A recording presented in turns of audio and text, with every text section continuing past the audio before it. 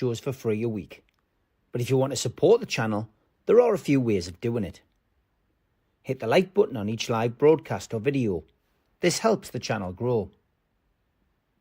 Hit the subscribe button and select the all notifications option. Hit the thanks button to buy a super sticker. You can do this on the live chat too. You can also join our Patreon page or buy us a coffee at the link in all of our video descriptions below. We are also looking for sponsors. If you want our latest advertising rates and how you can get involved, then email John at nufcmatters1892@gmail.com. Thanks for watching.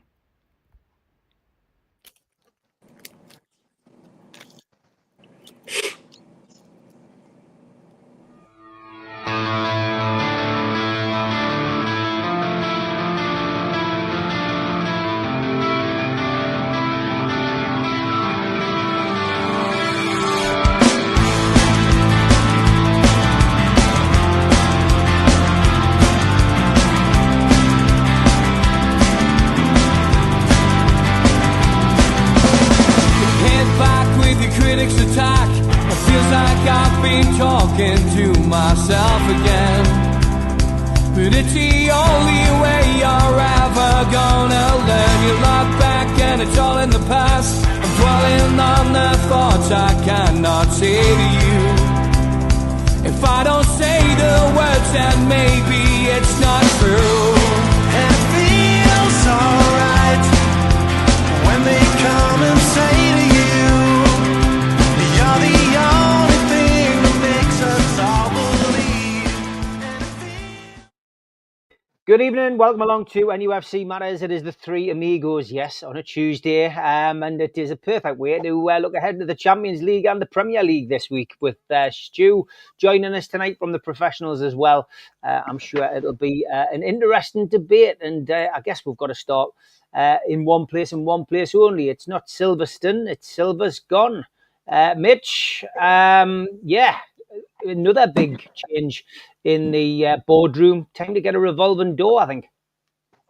I think of all the changes that were likely, this one was probably highest on the list. If for no other reason, then that's actually the main area that the new CEO's got a background in working in.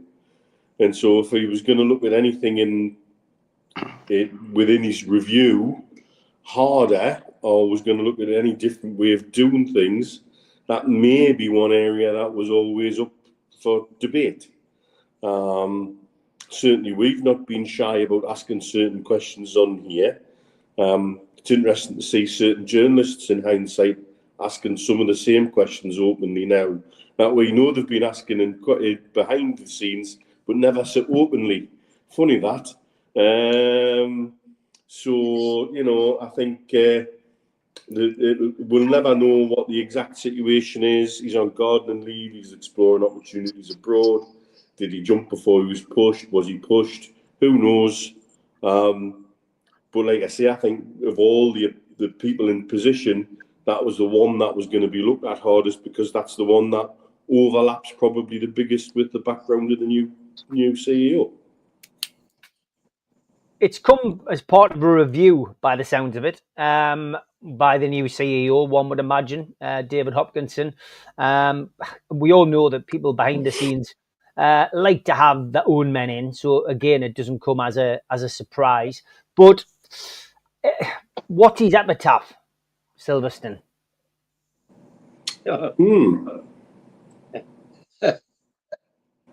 That's a good question, Steve. A low-hanging fruit basket. Yeah. Thanks for missing out on the low-hanging fruit and making an absolute mess of the ticketing system in the same way that you did at Arsenal. Because certainly some of the problems I see the fans at Arsenal talking about historically are the same ones that our fan base are, dealing with right now. Will he move on with being fondly remembered? I suspect people won't remember what his name is in 5 years' time. 5 months. George, yeah, eager You got to get on, George. To be honest, we got a little heads up about this a little bit before the press, but as always, we don't go shouting about it. We kept it to ourselves. But we all just sat back and I don't know, took a sharp intake of breath and thought, okay, well, that's that. The next person in has to be the right appointment and has to be somebody who can go on and take the club further. But yeah, go on, George. What was your reaction when you first heard the news? Not one of surprise, I must say, Steve. How can it be when I sit here week after week and where I read myself and where I listen to Stu and Neil on the professionals talking about, and you think, well, what's happened? And the fact is, he comes in with a great name, supposedly. He's almost completely anonymous. And the only thing that, as a fan, that resonates with me is exactly what Neil said. He's come in and he's messed up the ticket system, which wasn't very good anyway, and made it even worse, particularly for the fans. And I would argue that some of the things that they've done aren't strictly legal, never mind anything else. So no surprise. At the top, came in, had a look, didn't out, buggered off. It's as simple as that for me. It really is that simple. When Stu joked about the low hanging fruit thing, but it's a fact that Stu and Neil and others have been going on about things that allow it to at least turn the coin over in the PSR situation, which were obvious. And Phoenix aren't going to get out of it a hole, but every little bit that comes is an advantage. It's a positive. And he just didn't seem to be. I mean, when he first came in, we were talking about stuff with Jaguar cars and other car manufacturers and racing companies, and none of it happened. No, not a single thing. So, not surprised. I do think you're right, Steve, that it's probably part of the new CA's role. And if that's his start, then I'm quite delighted, because he's also made it plain in this review to all the staff, all 500, that either with him or they're not. And it's as simple as that. So I can't wait and see who the next one is. And meanwhile, he gets on with the job of appointing Silverstone's successor, whoever that may be. But he'll not be a loss, is all I'd say. So it was a bit of a surprise when I see it in the paper and on the internet. But in reality, when I thought about it, not really. He's not done a lot for Newcastle United, and in my opinion, he hasn't done a lot for himself. Okay, good stuff. Steve, interesting one this. Another out in the boardroom. David Hopkinson not wasting any time in, I guess, clearing the decks. It's out with the old and in with the new. Wait and see who takes over from Peter Silverstone. It will be interesting. Will be very much so, Steve. Commercial butterfly. That's what you would describe Peter Silverstone. As you do most non sort of CEO types. They barely manage 3 years in a job. They get caught out, they move. Another clown of a company takes them on, and so they move up. But that's all they are, commercial butterflies. He's not the only one to go, by the way, lads. They also got rid today of Joe Mack, who's the partner executive. And they got rid of, of all things, the head of people and talent, Dominica O'Neill. So that's 3 people that have gone from the club. Oh, really? Yep. So that's interesting. And if you look at some of the business websites, they're describing it as the first stage of a personnel shake-up at the club. Now, I think you're right. I think that there's more to this than simply somebody finding a new job. The fact that 3 people have gone at the start of a month, we're only 2 days in, date-wise, into November, and There's 2 of them gone, or 3 of them gone, announced by the club, and I think we're probably barely 35 days into the CEO's review, and I think that probably says an awful lot, because when you get executives like that who leave when there's a review still taking place, I think it says an awful lot of what's going on behind the scenes. I think it also says an awful lot of what has been going on or hasn't been going on behind the scenes. Steve, we've tried to hint at certain things over the last couple of months in particular. And so it doesn't surprise any of us, I'm sure. No, absolutely not. And I don't think it'll be the last. I think there'll be root and branch changes through every department, because quite honestly, that's what's needed. That's what we've been saying for an awful long time. We've said probably since the 2nd or 3rd week of the takeover, back in 2021, that there were far too many people sitting comfortably, and still are sitting comfortably at St James's Park. People who have had an attitude that they have nurtured throughout the Ashley days and have carried on. If I had one criticism of Amanda, it was that moment when, on I think the 2nd day or the day after the announcement, the day after she appeared at the hotel in Jesmond, she met with the staff, and it was reported that she said, all your jobs are safe. And at that particular moment, there was root and branch changes needed. And I think that was, if there was ever a comfort blanket laid on the ground for various departments, various heads of departments, various people in middle management, and in some instances give them carte blanche to do what they do, or did do what they've done, manage their departments very, very poorly, but managing them without any thought to the supporters, without any thought to fans. You look at the ticketing fiasco, you look at the way that they introduce things, the way that the lack of communication, the poor communication when it comes. You look at the way that everything was dumped on Eddie Howe when it came to press conferences. We could go on and on and on. And I think we'll see on, and probably already have seen on X, Twitter, whatever you want to call it, people calling out Silverstone, people calling out the whole ticketing fiasco, people laying the blame, people who have been heavily involved in this ticketing situation for an awful long time, for home and away tickets, and the way that the travelling away fans have been snipped at and griped at, and had concessions taken away from them. I think they've known where it's come from, because it's all been targeted from the marketing area, because it's all been to offer it to corporates. We know that. And now, as part of the root and branch change, those people are bailing out. So good luck to them. I was actually going to say nothing. I was just going to sit here and get out a false cigar and just let Stewie go. So I think probably is the best time for me now to shut up.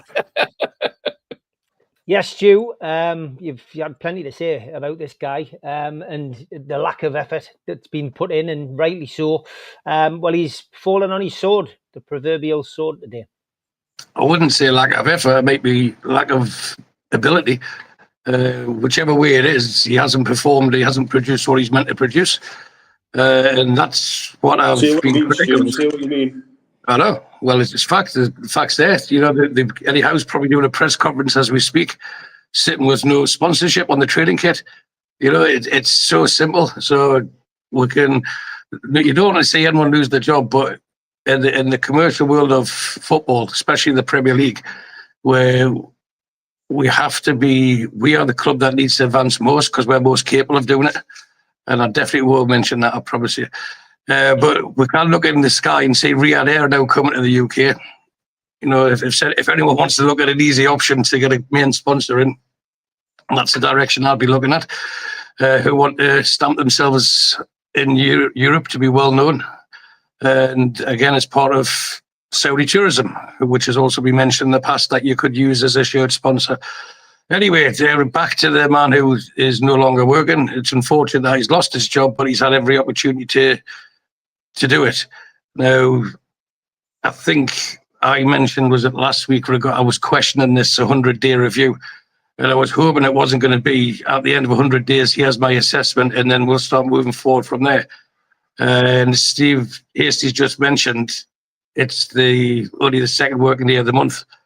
So it's a case of everyone get in the office, right? This is what we're doing. HR, get all your I's and T's crosses, dotted and crossed, right? Come to the office. And I think there would have been noise of it beforehand, especially as he's not the only one to go today, as Steve pointed out.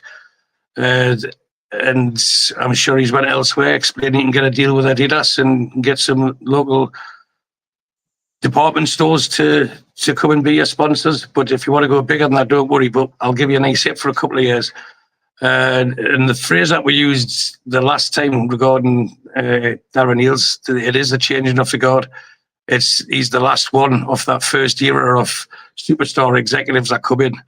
And I might as well do that when I'm saying superstar. But it seems to me that he came in, and because of all the turmoil behind the scenes, he's hid under his desk when there was crossfire going on. And then once people have calmed the storm, and then they start looking around and think, oh, hang on, he's still here. Right, let's see what you're doing. And because the new CEO does come up from a commercial background and isn't adverse to bringing in big sponsorships to a franchise or a club that he's in charge of, he's probably sat them down, this is just my supposition, and said, right, what have you done for this club so far? What's your plans for the future? And how far do you see this going? Right, well done for Adidas. Well done for maybe as a Visa like a couple of weeks ago. That gets us recognised slightly bigger globally. What else have you got? Well, I've allowed Adidas to launch something new every week under different guises, whether it's specials or whether it's, Newcastle limited editions. I've authorised that, and I've managed to get a couple of other things, but I can still fall back on our main owners to pay for advertising holdings at the ground, because we're not getting enough sponsors in to cover it, so we'll pay for it ourselves, just so there's not a little black deficit in the books at the end of the season. So things like that the PIF are still doing, which for me it's unforgivable, as was or is the training ground. There's bigger things such as a stadium sponsor. We know we're going to move stadium at some stage, but there's a bit of nostalgia to be attached to St. James Park in the last few years, because your name's going to be mentioned forever. It's a commercial gain that I don't think many fans, if any, would oppose under the strict regulations that we currently sit. And he could have drove us further forward. And yes, we're thankful for the deal or two, but in that position for where we want to go, we need someone who's capable of putting up, like actually walking the walk, not just talking the talk. And so it'd be interesting to see who comes in to replace him. And it'd be interesting to see where he goes. Apparently, it's with an Italian flavour, but again, that's just speculation. Can I just put in there? You mentioned an interesting point. You mentioned the sponsorship deal with Visa. What I would say is I've seen more about Visa and more presence of Visa at St. James's Park when I've pulled my wallet out to pay for the chips at half time than I have seen anywhere else in the ground. Since that announcement was made, Visa has never been seen. There's been no presence of Visa whatsoever. So I wonder what that sponsorship deal is. Well, they've got something in common with your wallet, Steve. That's never been seen either in the boss.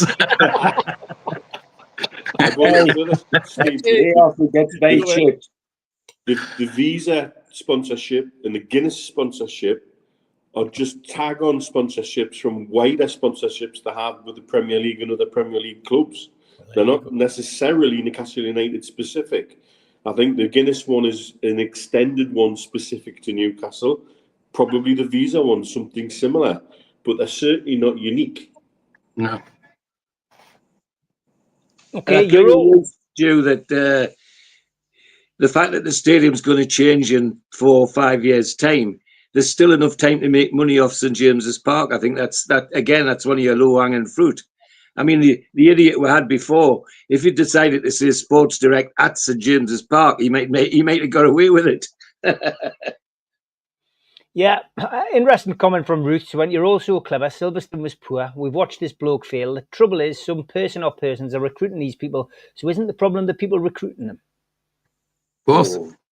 Both. Oh, yeah. I mean, I have to say that that rubs me up the wrong way, Steve, because over the many years in the university, I can remember the days when we appointed our own staff. Each department did, and we actually had a recruitment group that did it. And then suddenly the university decided that every department, every faculty rather, had to have a recruitment team. So suddenly these teams of HR people came into places, and some of the people that were appointed were just awful, absolutely awful. So yeah, that resonates with me. Okay, Joe, what did you make of the news today? Yeah, I mean the lads have said it all, haven't they? I think he came in, he promised so much, delivered a bit. Forever thankful for bringing Adidas back to Newcastle, of course, and I know I'm biased when I say that. Seller do good things. Noon, we've got the sleeve sponsorship, but I think as the lads have said, Steve, it just never felt like quite enough, did it? Particularly when there was other opportunities. You look at, I mentioned Manchester City a lot, and I'm not saying we're anywhere near that yet. There's corner flag sponsorships, they've got training sock sponsorships, they've got their own beer. And on behalf of Guinness drinkers, it is the worst pint of Guinness in Newcastle at St James's Park. I've got to say that. But there's more that could have been done, and I think what we've got with this new CEO is he's come in. Usually you look at a 100-day plan. What am I going to do in the first 100 days? What this guy's done is said, not only am I going to look at what I'm going to do, I'm actually going to make some decisions. I'm going to be decisive. I'm going to look what's working and what's not working. And as Steve said, Peter Silverstone wasn't the only person to leave St James's Park today. So whether this is complete and utter review of all of the operations of the football club, or whether it is a case of you just weren't performing, so you've got to go, or maybe it was a bit of both. I really appreciate the fact that we've got a CEO who's not only willing to look at things, but he's actually willing to make a decision as well. I can't wait for him to get onto the manager, because that'll be soon. But there's a real kind of buzz in terms of, I've talked before, haven't I? Companies are built in stages, and the first lot have come in and got us onto an even keel. Now it's about kicking on. What is the next stage for Newcastle United? And I think bringing guys like this in as CEO, who's not only ruthless but brilliant, he's done great things in sport across the planet. It can only be a good thing for us. So I'm excited, albeit, we don't really get it. I'd rather be excited about a centre forward as opposed to a commercial director. But I think the point I'm trying to make is it's another opportunity to make another appointment. Someone who's got even more links than Peter Silverstone, someone who is willing to give us a corner flag sponsorship, and that will only be good for the football club in general. So, it's sad, as Stu said, nobody wants anybody to lose their job. I'm sure they won't go short. They certainly won't go hungry. But it's an opportunity to do something different. And whether Hopkinson's going to take on the mantle himself and he's going to lead on kind of the commercial elements of the role, there's an efficiency saving there, because Peter Silverstone won't have been working for peanuts, I'm sure. Or it's an opportunity to bring one of his mates in and kick us onto the next level. And I think as a football team, that's what we want. But also as a football club, that's what we should be aspiring to. So let's start moving it forward.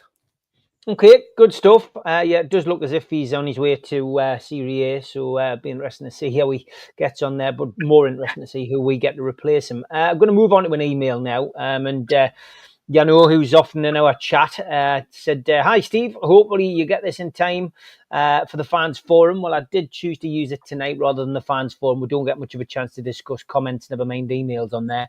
Why is it going so wrong? Under the management of Eddie Howe, the team's plan here is based on pressure and intensity. With a fully fit team performing at its best, this style of football is a thing of beauty that few other teams can compete with. Problems arise when the team faces games every few days. Players appear to be struggling with that level of exertion. In fact, to perform in that manner, every game in a schedule where games are played every few days would require a really deep squad. Replacement players that can blend seamlessly into the team, and thoughtful squad rotation by the manager. We have neither the depth of squad, replacement players of sufficient quality, or a manager that is willing to implement meaningful squad rotation. Under Eddie Howe, Plan B appears to be do Plan A better. I believe the players are trying to conserve energy for upcoming games. They abandon the successful but exhausting Plan A style of play and try to adopt a possession-based game. Unfortunately, very few of our players seem capable of playing in this manner, and consequently, as a team, we are found wanting. We need a deeper squad and better players, that is much obvious. More importantly, I feel we need the manager to wake up to the shortcomings of the team and implement meaningful squad rotation and give the team a chance of being successful. How are the lads? Kindest regards, Yano. So, Mitch, good email there from Yano. Thank you for that, mate. And if you want to send an email, you know where to come to, folks. But yeah, what did you make of that, Mitch? Before I forget, another regular viewer of the show, Paul, tweeted his birthday today, so happy birthday, Happy birthday, Paul. Happy birthday, Paul. And I'm glad I didn't forget that. I thought I was going to. I would say we've seen signs this season of decent rotation. You know, Union St. Galois in the Carabao Cup. Our ability to do that's been affected by injuries, really inopportune injuries to Tino. I don't know what his plan is with Hall, because his comment about putting him on the bench but not having any intention to bring him on seemed quite unusual to me. You might as well put young Alex Murphy on the bench then, and at least give him, an experience of being around the first team and being around the squad, and have no intention of putting him on, rather than do it with Hall. I think, we've got defenders who can rotate well, but we're asking a lot of Burn and Trippier to play the amount of games they played in a short period of time. Didn't surprise me to see Trippier miss out at the weekend. Midfield, I think Maley has come in well when he has had the opportunity, and we've been deprived of a striker with an injury that you couldn't really plan for, I suppose. All on the back of having to plan around the pre-season, which was totally disrupted by the whole Isaac affair. So we've now got two strikers of different types to Isaac, one of whom hasn't kicked the ball for me yet, and the other one who's had to adapt to playing in the Premier League. And it's no wonder at the weekend we got 45 minutes out of him, and maybe he was just done. I don't know. Yes, we can question some of the signings, perhaps. Elanga has looked more like the Elanga at Man United and less like the one at Nottingham Forest, but it's early days in his time at Newcastle United. But I think jumping on his back at this point in time is useless and doesn't solve anything. It's frustrating given the way we performed at the weekend. That's the worst performance for me since we played West Ham at home last season, and we looked abject in the second half and didn't have a shot on target. Why we've decided to save our worst performances for those clowns, I've got no idea, but we have. Sunday was a real frustration, but I think Eddie's not the one to throw people under the bus. And again, his words after the match on Sunday is the closest I've heard him come to throwing players under the bus. And he questioned certain things. So at least he's open to questioning it. I don't think, certainly nobody at Newcastle United is immune to criticism when things go wrong. It ultimately, rests at the feet of the manager to pick the team and to try and get the best out of the team, etc. However, I do think we're still in this situation where there's a hell of a lot of knee-jerk. There's a hell of a lot of black and white and extremes of opinion. We're world beaters 1 minute, we're absolutely abject the next. There's some people must have a ridiculous amount of bedding to change the bed on the amount of times they wet it on social media. And that irritates the life out of me. At the same time, though, there are questions to be asked. We've had criticisms on here for asking certain questions at times. And so far, Eddie's always come up with an answer. So I think, we've got to stick with it and let him give us some answers here. I get what you're saying, because, a bit more squad depth would be brilliant. But we're kind of getting there for me. We've been unlucky with a couple of injuries. And the dip in form, the one that frustrates me the most is Elanga not being able to bring something different on that right-hand side to what Murphy can do, to the point where now Murphy's winning his place back. And fair play to him for doing so, because he's one of the few players that maybe came out with any credit at the weekend. But it's frustrating to watch because there just doesn't seem to be an answer. Gordon seems to be schizophrenic. He's a world beater in the Premier League, in the Champions League. He seems absolutely abject and disappears up his own backside in the Premier League. Seems to spend most of the time on the ground asking for fouls that aren't fouls instead of just getting up and getting on with it. I don't know how many times Bruno's got to come out on social media and ask everybody to stick together and get behind it. Well, we do that all the time. That kind of goes without saying. Joe Linton's disappeared for me. He's neither one thing nor another, and yet we seem to be sticking with him over the top, and maybe he's given Miley more of a chance to show what he can do. So yeah, there's certainly a lot of questions, but we've had questions in the past, and Eddie's always come up with answers. So I think we just have to kind of stick with it for now. I'm not pressing any panic buttons. I'm frustrated, yes. Very annoyed after the weekend. Oh hell yeah! But I think there's only so much they can do. I'm not going to use an excuse that we're a team in transition, because Arnie Slot's got that one, tied up after he spent nearly £500 million. Team in transition, my arse. We genuinely perhaps more are. It is very difficult to keep that intense style of play going when you're playing potentially 3 games a week. So, but again, like I say, it's up to Eddie to give with the answers, and he's not fallen short of answers in the past. So it's over to him now, 100%. Interesting email from George. What was your take on it? Good. It hits lots of points that many supporters will be talking about. The one which, incidentally, and I think Neil said it as well, is that we're actually slowly but surely getting to the depth of squad. And if anything could show you that, was the Carabao Cup win against Spurs. It was a good, sound victory with virtually our second team on the pitch for most of the time. And some of those people actually performed very well. Jake Ramsey was first class, in my opinion.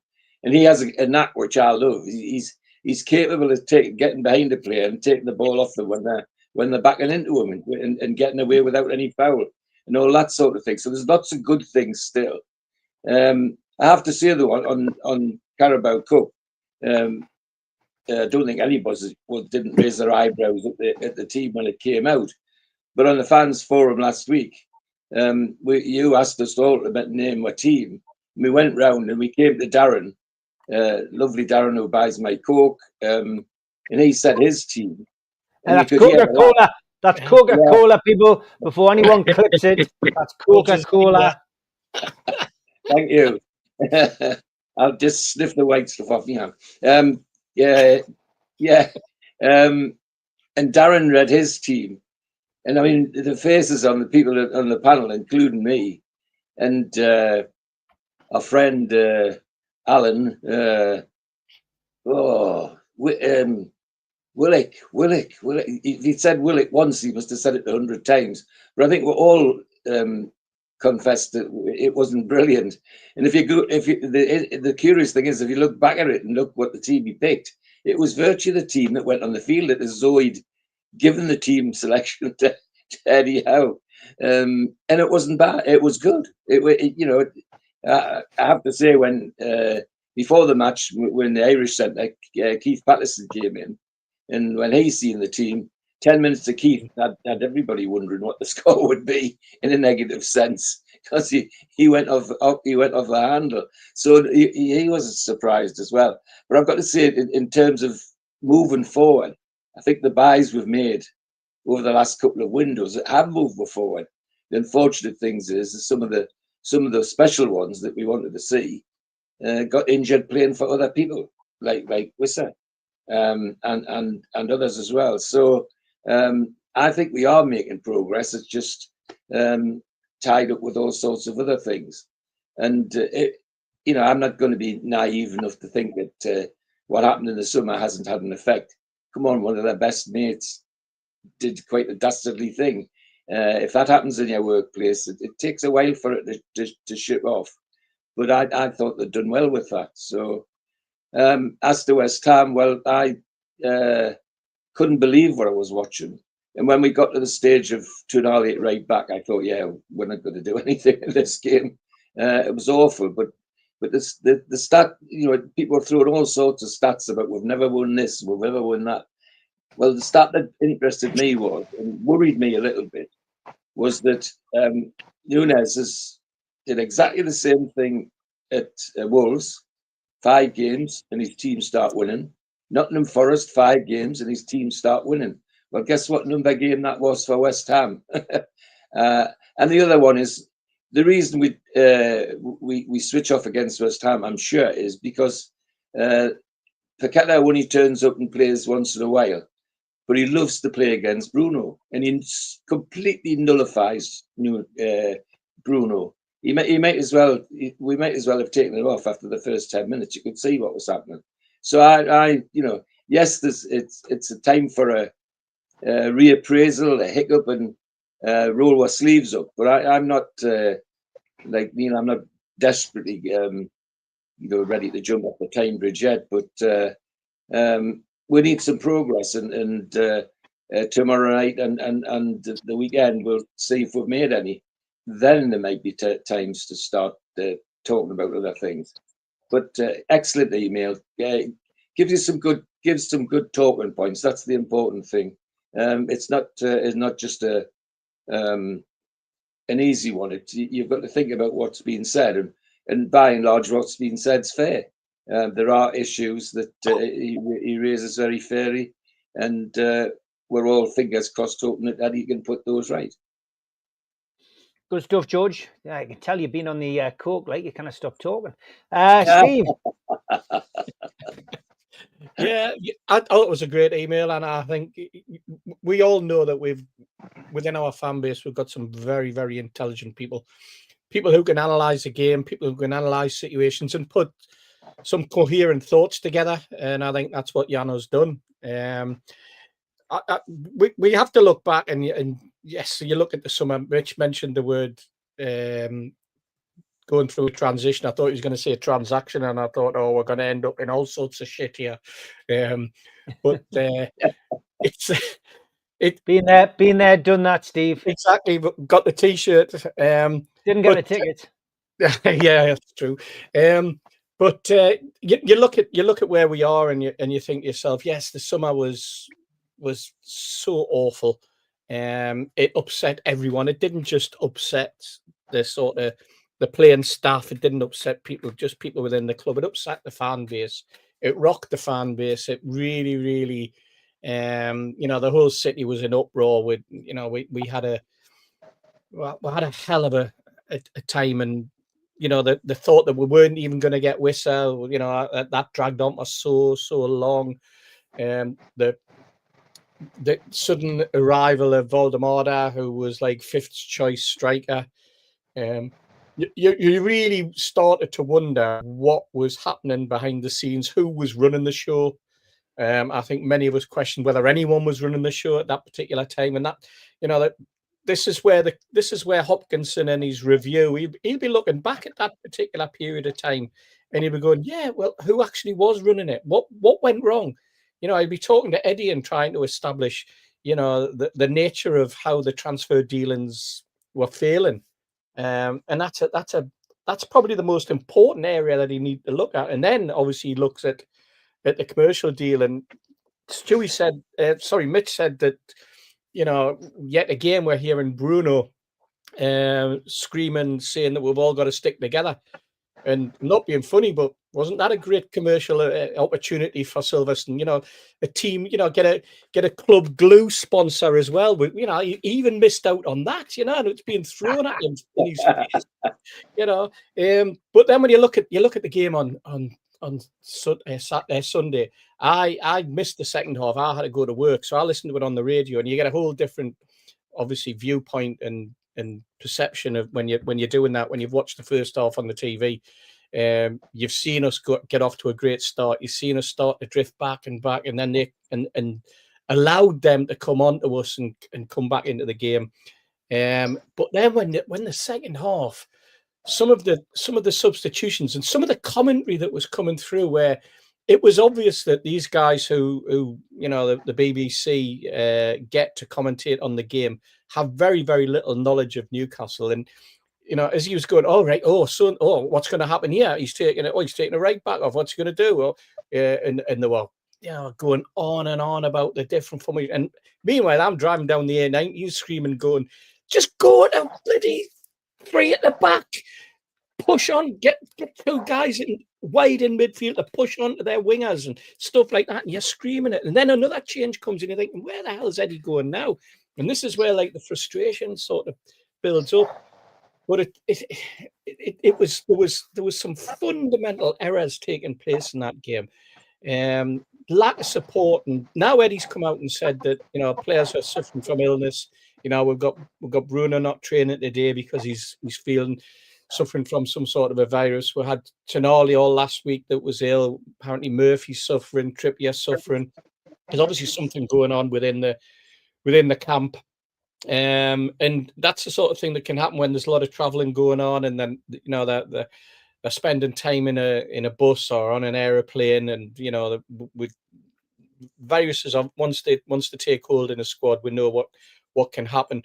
But we just hope that when you hear the words of Dan Burn, who's saying, you know what, we know what we're doing wrong and we've got to put it right, which is different to what we're seeing at the likes of Wolves, for example, where players are coming out and facing up the fans and squaring up the fans, and, you know, they're getting booed off the pitch. That's not happening in Newcastle. And I think, if anything, we've got a squad of players who know where they went wrong. They know where the mistakes were being made. They know what they need to put it right. And at least we're getting points on the board. We should have more points on the board, by the way. But that's probably for another day, because we're concentrating now on the Champions League. And again, you know, 3 games in a week. We're competing in 4 competitions. And despite the signings that we've had, that squad is still not strong enough to be able to support this type of competition, this type of, you know, 3 games a week, 4 competitions, and to be up there. But they get well paid, and we'll say it time and time again. But there's a lack of real quality. If you're going to compete at that level, it's top class players. We've got one in Tonali, and we know how he can perform.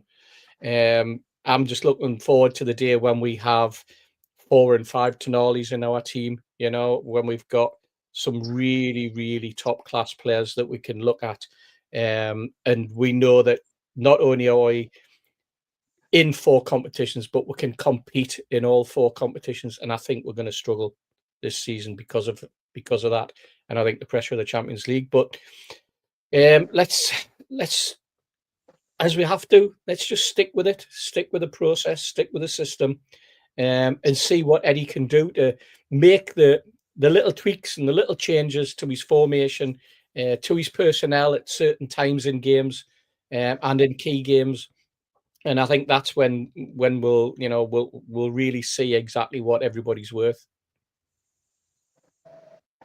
Okay, Stu, it's a great email. I love getting the emails from people because you never know which direction we're going to go with it. But that, yeah, I mean, everyone's, you know, feeling rightly depressed from the weekend, but I guess it is really a time for reflection, and, you know, there's still a hell of a lot to play for this season. It's not all doom and gloom. I did notice on the professionals' comments, a few people calling you a happy clapper at the weekend. There certainly would have been happy clapping sitting next to us on Sunday afternoon, that's for sure. No, because the thing is, right, it's in life, you can have people who moan and they attract people easier. You see it in every coffee room or pantry or whatever. And the ones that are positive are seen as, I don't know, what was the word, George? Dreamers or deluded? I'm delusional. But me, I'd rather look at life and think, how can we make it better? Then isn't it bad? And let's talk about how bad everything is. It was a shocking result, and I put a tweet out instantly after the game saying it was the worst I'd seen Newcastle United play under Eddie Howe.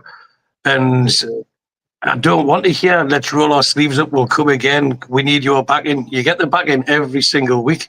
Every single game you get backing, above and beyond you get the backing. And let's take a bit of accountability, because I suppose to bounce back up, you've got to hit the bottom. And last year, that game was Brentford away.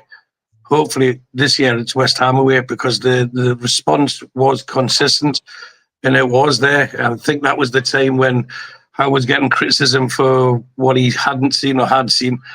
And then Bruno made his passionate rant about calling out the players and stuff. And then afterwards, Eddie Howard asked the players, if you want the Champions, if you think you're good enough to play in the Champions League, qualify for it. And then they went on a 9-game winning run. Now, that's not to say that we're going to go on a 9-game winning run now, but being a happy clapper when I sit here once or twice a week and not find faults, but highlight faults. But I am a positive person. And if people think that is linked to being a happy clapper, then that's fine, because I'll support the team. Maybe more people should actually start supporting the team as well. It's like they're just sitting there waiting with the fingers to start typing something really bad. And it's like they're wanting failure. Failure excites them. And that's a bigger issue than supporting a football team, in my opinion. But for anyone who's had the displeasure of actually being at a game with us or watching a game with us, well, Mitchell's sure he's got the bruises on his arms from we're at the cup final. I really do live it. But what's the benefit of sitting on, yes, this player's rubbish, that player's rubbish, when people really, half these people I would never want to speak to in real life, walking down the street and stuff like that. I really wouldn't. It's like, Pope's had a bad game. It's like they're waiting for him to fail so they can get Ramsdale in goal. And I'm sure it'll happen at some stage. But it's like we're very keen to write off people. In same with what's happened with Dan Burn. If he's not playing there, who's going to play there? Of course, he's not the long-term answer, but it's not his fault that other people have been injured. And he's one, for a bit of phrase, he's taken one for the team. And of course, he's going to get exposed, because if you're a manager of the opposition, that's exactly what we're telling your team to do. As fans, we'd be telling our team to attack that area. So, but he still rolls his sleeves up and gets on with it. Now, doesn't mean he's the best left back in the world, but you'll never fault him for his effort. But does that mean he should be in the team going forward? I think if we're playing a strongest 11 and everyone in their favourite positions, he probably wouldn't be in the team. But that doesn't make him a bad player. It doesn't mean he should get online abuse. It doesn't mean, who's going to be next? Hall will come back and not be match fit, and then he'll make a mistake, and then he'll start getting abuse. It's the downside of being a Newcastle supporter. So if I'm a happy clapper for wanting my team to do well and hoping to do well and predict that they do well, I'd rather have that outlook than one of doom and gloom constantly. And that's when I come alive, when things aren't going well.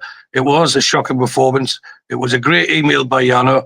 And I'm sure even now, as Eddie Howe's doing his press conference, he'd be telling people that, but he was shocked. Mitch mentioned it.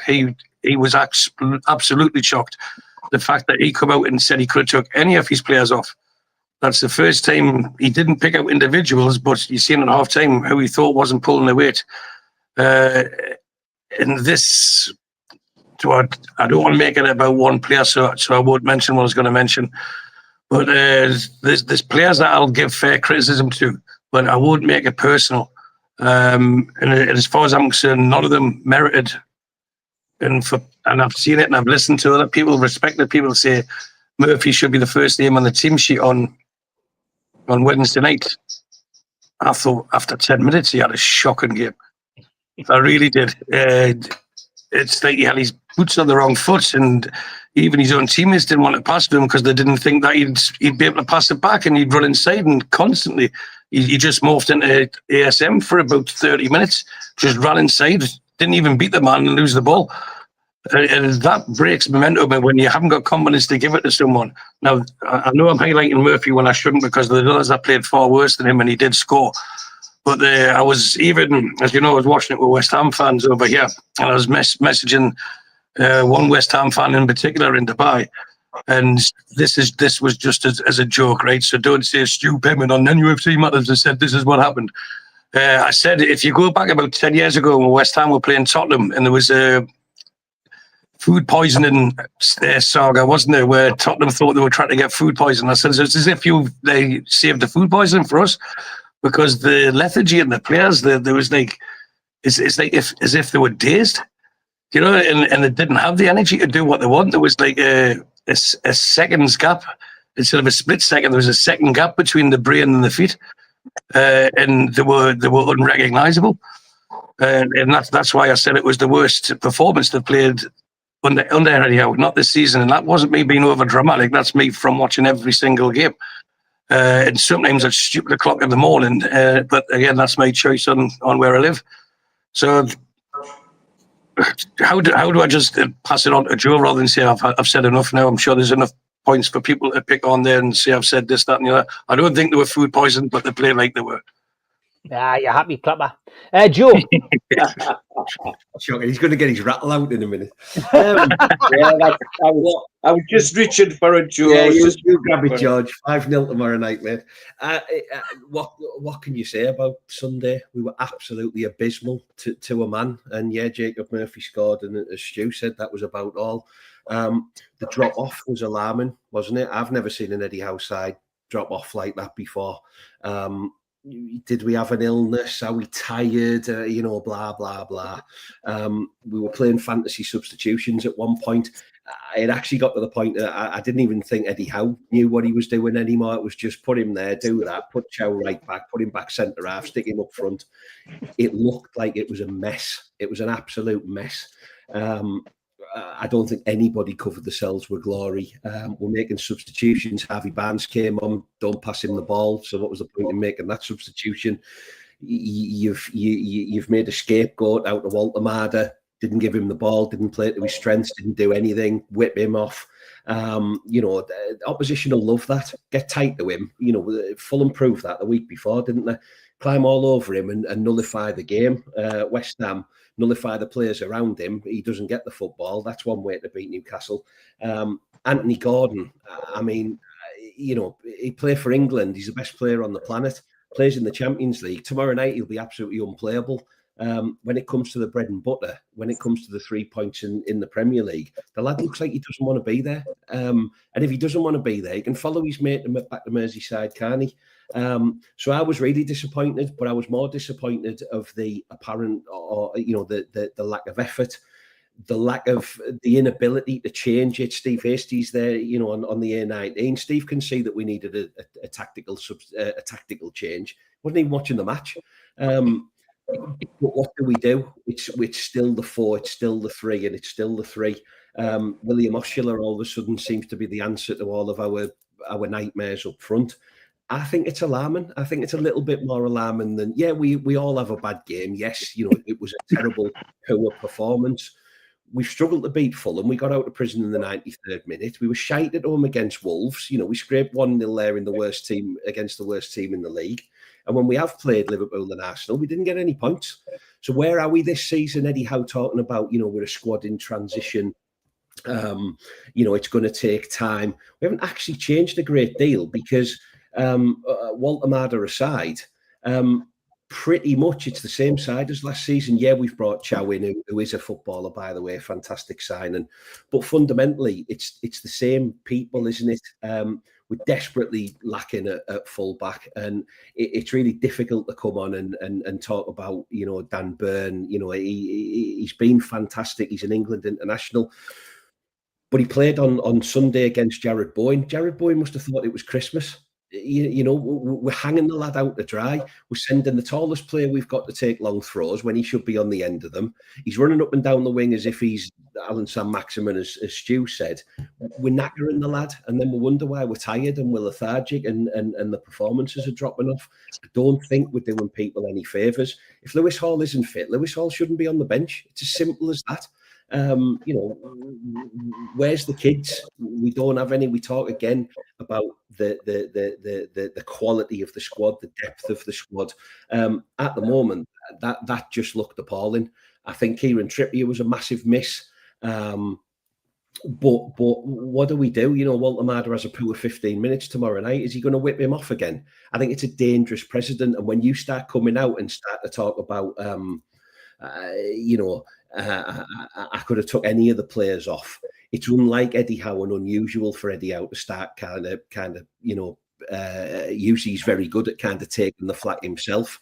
And I think his guard dropped a little bit there and he kind of made it about the players. And unfortunately, if that is to continue, it's a dangerous game, isn't it? So I think Jano's email, certainly in terms of the squad depth, I don't know what we do. I don't know who comes in at left back. But what I do know is if you're rinsing Dan Burn week after week after week, he's going to get tired. If he's going to get tired, he's going to continue to get rinsed. So there is work to do on that squad. We do need to do something with Joe Linton. Love him as I do. His performances are nowhere near. I'm led to believe that he doesn't train all week. To kind of nurse through this injury. We don't want to kind of go back to those days. So where is Joe Willock? Is it time that Jacob Ramsey gets a run in the side? Is it time that Lewis Miley gets that shirt and doesn't give it up? He keeps it. Or is it time for a new formation? Because looking at that 4-3-3, it's looking tired. We're getting sussed out more times than we're not getting sussed out. But the most worrying thing of all is come tomorrow night, we'll be back being world beaters. And I think that's a problem. Steve, can I come back and support Delusional Stu from Delusional George? I've got to say that if I had to sit every match or every panel I come on, and when something goes wrong, I suddenly turn into John Laurie of Dad's Army and shout, we're doomed, we're doomed, we're doomed. And that's going to happen. It's not going to happen. I'm a fan, and that's short for fanatic. Good stuff. Great stuff. Okay, we are halfway through the show. Quick break. Time for the ads. A big thanks to all our sponsors, Skips and Bins. You can find them at their website, skipsandbins.com. Contact them at www.skipsandbins.com/contact. Say hello to low-cost waste disposal with pay-as-you-go and contract waste management. A big thanks to Mr. Vicky's Sauces, handmade in Cumbria. You can find them at their website, mrvickies.co.uk. Email info@mrvickies.co.uk or telephone 01768 210 102. Thanks to our fanzine sponsor, United Group Travel. There are no strangers on our tours, just friends you haven't met yet. 2-crew driver and courier, local family company, 3-star plus quality hotels and no interchanges. Hot and cold snacks and drinks available on the coach, all excursions included. Their website, unitedgrouptravel.com. Email beverly.ugtl@gmail.com. Telephone 01670 632 460 or 0791 666 4174. Just £30 per person deposit. Thanks to Media Arts for all the help with the technical side of things. And if you like listening to us as a podcast, you can go to Sports Social Podcast Network or to iTunes, Spotify, or other podcast providers. If you want to support the show, then hit the subscribe button. It's free. We do 7 shows a week. Hit the little thumb up under the video, which is the like button, or click share to share to your social media. You can also join the channel on YouTube by hitting the join button for as little as $1.99 a month. If you want to become an NUFC Matters member, you can go to nufcmatterspodcast.co.uk. It's a £25 one-off fee. You get your pen, you get your badge, a key ring, you get your beer mat and your fridge magnet and your membership card, nufcmatterspodcast.co.uk for that. And we have an event early next year, 13th of February 2026, an evening with Beardsley, Waddle and Gascoigne takes place at the Tyne Theatre and Opera House. To buy your tickets for that event, go to the box office 0191 243 1171 or Tyne Theatre and Opera House.uk. Close to a sellout, that Gascoigne Waddle Beardsley show, so make sure you get your tickets now if you want it. And we have got our Christmas do coming up, 21st November. Warren Barton, Joe Allen will be in attendance doing a bit of a talking. Sid will be spinning the discs on the night, and Adam Henderson, who made his Fans Forum debut last night, will also be there doing a little acoustic set. Yeah, he spoke a lot of sense. Very good talker. So good to have him as part of the team as well, moving forward. And the book is arriving tomorrow, so I will be posting those out to those people who have purchased it. The promoter and the photographer, it's only a tenner. Get yourself on the website, nufcmatterspodcast.co.uk, and all proceeds from that book by me and Singe are going to Age UK North Tyneside Dementia. It is time for the warning, which I give on a Friday usually, but I'm giving it on a Tuesday. If you are easily offended by tweets or by what some people might consider controversial tweets, then please leave the show now for 5 minutes, whilst the rest of us enjoy Tweet of the Week.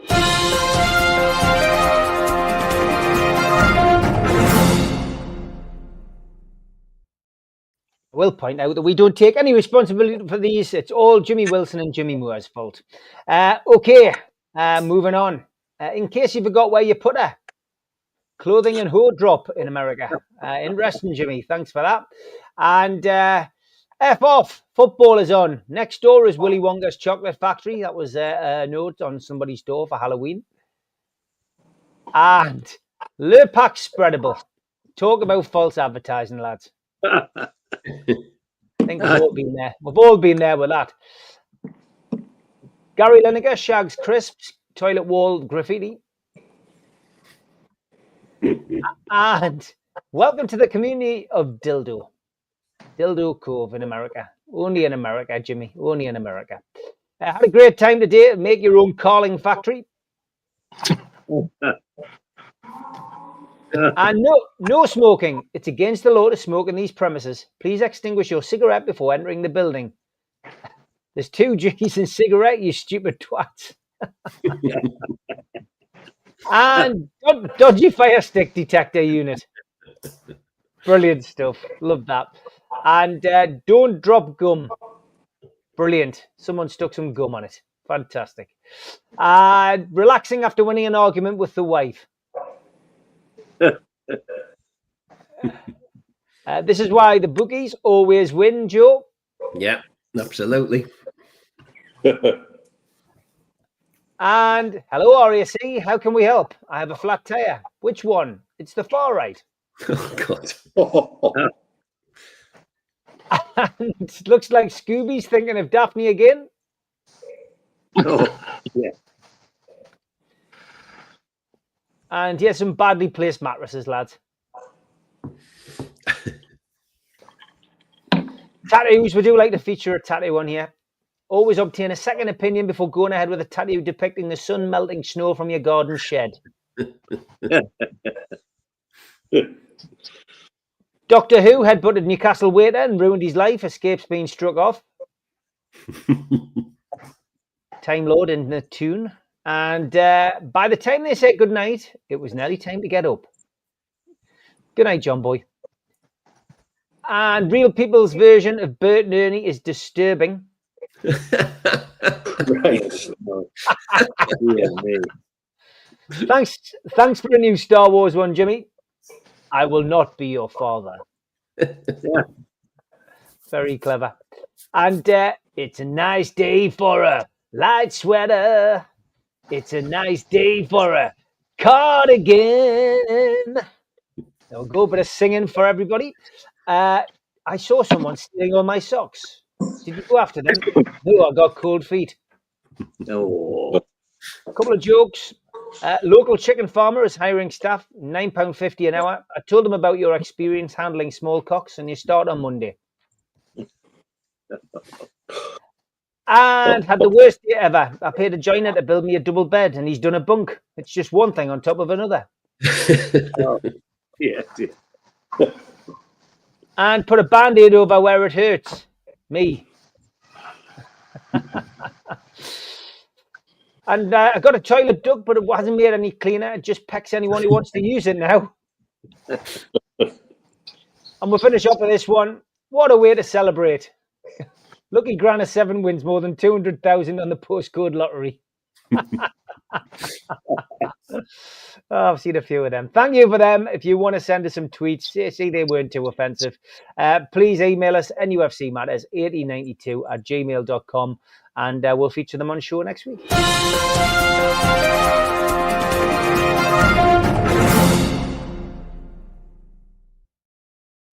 Good evening to John Askew. He sent us an email as well. He says, for the Spurs Cup game, Eddie made 8 changes and the general consensus was that it was our best performance of the season. He then made 7 changes for West Ham, and some fans think it might have been the worst performance while Eddie's been here. Will lessons be learned? Going forward, we look like strangers and a complete lack of creativity should be a big concern. It really should be.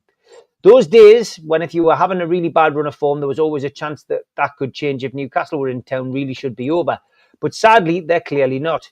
And what about attitude and commitment? I think someone said Anthony Gordon was recently quoted as saying he loves the big games. But what does he think of the small and the medium-sized ones? And how does he choose which is which? 3 points at the London Stadium are the same as 3 points at the Emirates or Anfield. Perhaps he needs to consider that. No doubt he'll be up for Athletic Club. But what about Brentford? And why don't goalkeepers just catch the ball if it's straightforward to do so? If it happens yesterday, that equaliser doesn't go in. And does Joe Linton need a period of rest or rehabilitation? And is 4-3-3 the way forward virtually every game? We've all got our opinions, but at the moment we're not doing it where it counts, on the pitch. Is the time coming soon where Ross Wilson can prove his worth? Lots of questions in there. Let's talk about, we've spoken a little bit about Joe Linton, who looks, well, I think he's lost his international place now as well. So that's not going to be great for him either. But we've spoke about Joe Linton. We've spoke a bit about Anthony Gordon as well. And we've spoke about 4-3-3. We haven't spoken about the goalkeeper. And I know Dave's in the chat as well. And Pope got a bit of criticism last night, Mitch. But when hasn't Pope got criticised? And again, he pulled off some good saves against West Ham. The score could have been worse if it hadn't been for Pope in goal for me. I think everybody was crap on Sunday. I was there. I saw it firsthand. It was naff. It was a horrible performance. I did come out and criticise Pope for punching that ball last night when he could have caught it. But other than that, he pulled off a few good saves and he's got a lot of good clean sheets this season. So is it justified that every time Newcastle get beaten is a bad performance, we suddenly point the finger at Pope? Do you not think he could have done better with Paquetá's shot as well? Possibly, yeah, possibly. And I listened and I pointed this out. I pointed this out last night. Rob Green was on Match of the Day too. Mm-hmm. His conversation on there was quite interesting about the positioning of his feet, and that it was that positioning. It's a common fault in goalkeepers not to get your positioning of your right foot right, which then doesn't give you the opportunity to dive full length and get your hand extended. It was quite an interesting argument. Shea Given was critical of him punching the ball.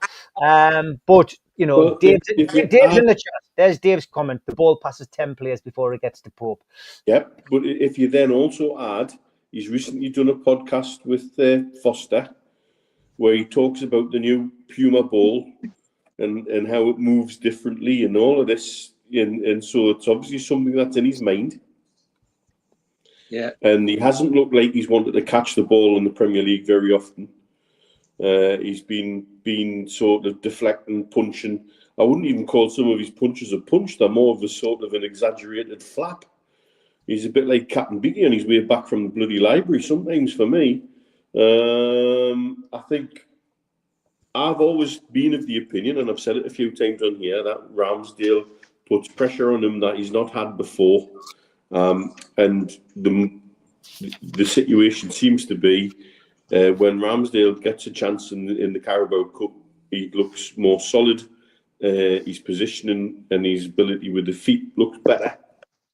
And I do believe once he gets in, it'll be difficult for Pope to dislodge him. However, while we've been winning games, it's difficult to justify dropping Pope. And yes, the ball has to go past many other players too before it gets to him. And when you make a mistake as a keeper, it inevitably leads to disaster. And we'll have to take all of those things into consideration. We're very well looked after in the goalkeeping department now. But you have to say, after that performance at the weekend, it's one of the questions I think that would be fair to ask is, does Ramsdale come in for the next game full stop?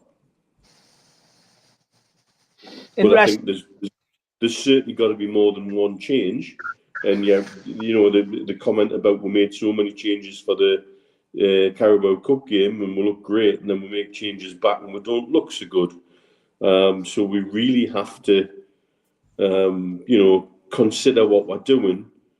Or do we accept that Sunday was just a bad day at the office all around and try and move on from it? But I think, what does that say to certain players if they don't come into the team on the back of a really poor display? You'd have some of them thinking, well, when am I going to get a chance here? But I think for me, there's certainly, I wouldn't be surprised to see if Pope was dropped, but I don't think he will be. I think Eddie tends to stick with him. Yeah, I think he'll stick with him. I think the problem's at the other end of the pitch, scoring goals. I think Nick Pope's done a great job this season. Yes, he's kicking susceptible, but I think he becomes even further under the microscope when we lose games. And we lose games because we're not scoring goals as well. You know, I mean, yeah, that's the first, that was a capitulation on Sunday and a terrible performance. But we're not scoring goals. And Nick Pope could do with a bit of a hand at the other end, I think.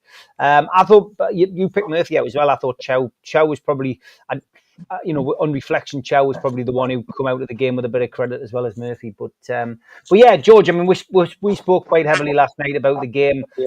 I don't need you to dwell too much on the game. Just the goalkeeper scenario. I think, you know, is it likely? Do you think that Ramsdale will get his chance other than the Carabao Cup, or do you think like Neil says he'll probably stick with Pope?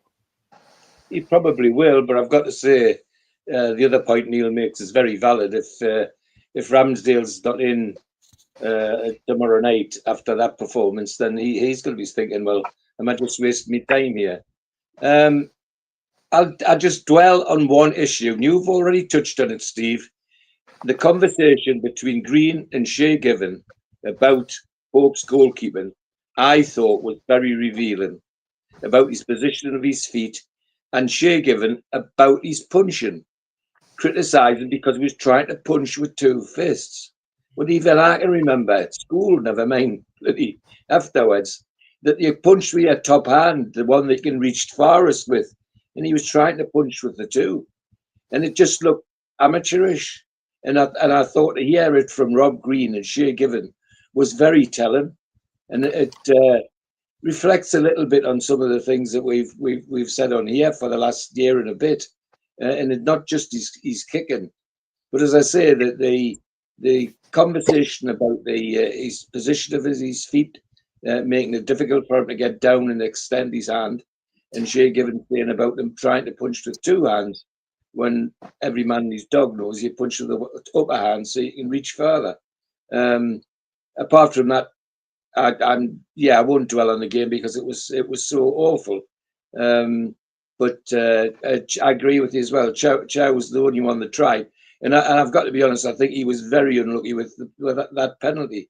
You know, it another day even VAR would have given that one, but never mind.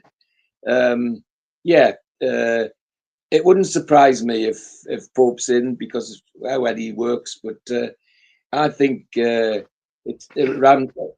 performance in the Carabao Cup was brilliant. Not just good, it was brilliant. And some of his saves were out of this world. Well, let's see some of them in the first team for a bit, just to see how it works. Okay, Gavin, you've put the same thing in the chat twice, and I did reply to you, but it's not 7 months since we've won an away game. You can't count the summer as time played. It makes it sound worse. You know, just count the games. Count the games. Yeah, fair enough. The games. It's still not acceptable, but I'm not having 7 months because you know you don't play May. You don't play most of May, June, July. You can't count. It just makes it sound. We're doomed. We're doomed. But listen, Gavin's entitled to his opinion, and if he's talking about He's talking about time. Yes, you're right, but it's not 7 months of the football season. That's nearly a whole season of football. It's that's wrong. Steve. I was listening to what Mitch said. I was going to say I've never been a fan of the exaggerated flap, but I'm talking about goalkeepers here. I don't want anyone. We've done tweet of the week, Steve. I know, oh my God. Mitch is right. I mean, it's something that's come into his game over the last few weeks, starting to punch the ball. I don't know whether it's a confidence thing or whether, like you say, it's something to do with the ball, whether he feels as though that it's far easier to clear, or whether he's been told it's far easier to clear the ball with a punch than it is to come and catch. I'd also analyse it in a slightly different way. You look at the quality of the crosses that he's facing that are coming in, and I wonder whether we could compare that quality with possibly some of the quality of the crosses he faces in training. Because if what we see, the quality of the crosses that we put in during a game, we must be putting in some poor crosses in training as well.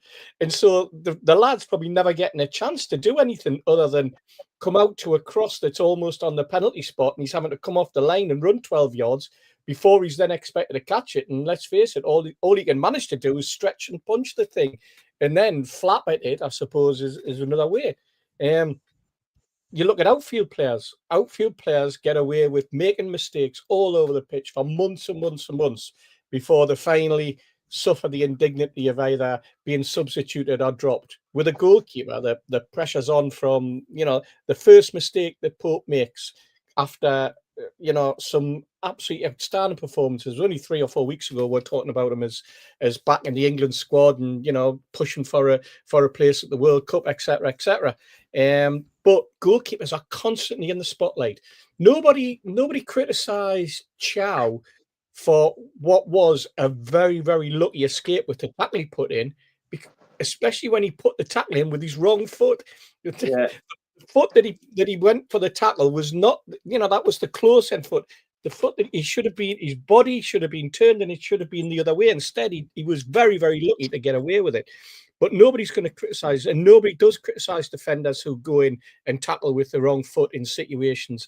Don't criticise and demand that he's dropped after one attack by, let's say, Anthony Gordon, for example, where he runs into a blind alley, or Barnes, where he cuts across and then shoots and it goes 15 yards wide, or he runs into somebody, or Elanga who runs and then suddenly realises nobody in the box, or flops. None of this criticism comes immediately. It comes staying problems. Yet with a goalkeeper, it tends to come immediately after an error.